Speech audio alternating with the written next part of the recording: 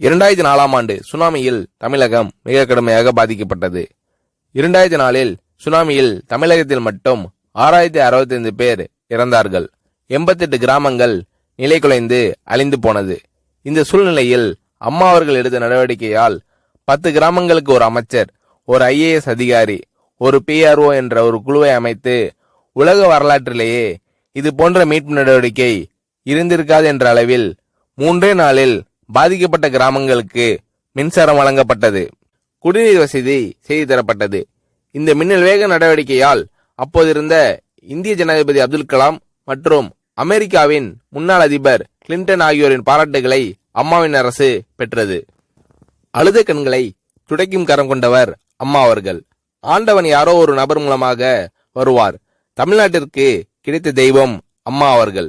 சுனாமியில் பாதிக்கப்பட்டவர்களில் 40 பேருக்கு 2 குழந்தைகளும் சுனாமியில் இறந்து விடுகிறது. அந்த 40 பேரும் ஏற்கனவே கருத்தடை ஆபரேஷன் செய்திருக்கிறார்கள். பெற்றோர்கள் மட்டும் உயிர் பிழைத்திருக்கிறார்கள். உயிர் பிழைத்தவர்களுக்கு இனி குழந்தை கிடையாது என்ற நிலையில் அவர்களுக்கு கருணைவு ஆபரேஷன் செய்து அவர்களில் பல பேருக்கு குழந்தை பிறந்து அந்த குழந்தைகள் இன்று பள்ளிக்கு சென்று கொண்டிருக்கிறார்கள். நாகப்பட்டினத்தில் அம்மா அவர்கள் மீனவர்களை சந்தித்த போது மீனவர்கள் கதறி அழுதார்கள்.